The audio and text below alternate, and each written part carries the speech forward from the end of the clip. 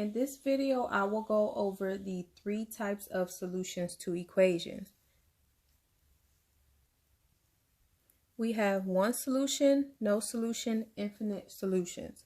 Now, how that will look when you're solving for variables, one solution will look like x equals 4 or y equals 2, a equals 7, and so on and so forth.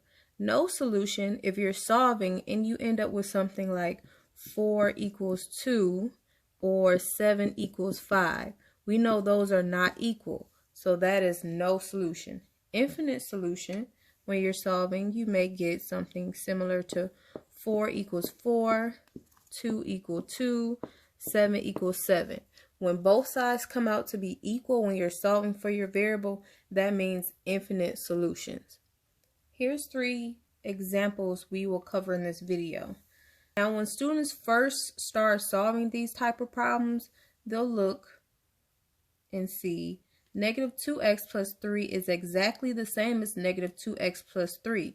So they'll come up with the conclusion that, oh, this is infinite solutions because both sides are exactly the same. So that's a good observation, but let's go ahead and solve just to make sure. So I can add 2x on both sides.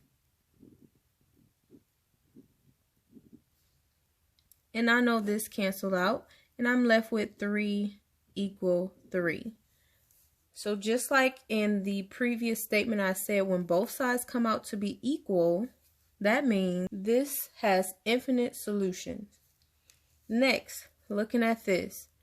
Now, what a lot of students do with this type of problem, they'll say, well, negative 2x plus 3 is definitely not equal to 2x plus 3. It's not the same thing. So they'll instantly say no solution. But let's go ahead and check this just to make sure. So what I like to do is when I'm solving, I'm going to move the variable part over to where it's going to be positive. So I can move this 2x to the other side so my variable part can stay positive. This equals 0. I'm left with 3 on that side, and 2x plus 2x is 4x. Bring down my 3. Now what I have to do is subtract 3 on both sides of the equal sign. This cancels out, and this also cancels out. So I'm left with 0 on this side. Bring down my 4x. Last step to solve this is to divide 4 on both sides. I'm left with x equals 0. This is an example of why you should solve. Don't just assume it's no solution because those two sides did not look to be equal. This question actually has one solution. The last one, looking at this, let's go ahead and solve. We need to simplify this first, combine our like terms, so we're left with 3x equals 3x plus 3. Now I'm going to subtract 3x on both sides. That makes 0. That cancels out.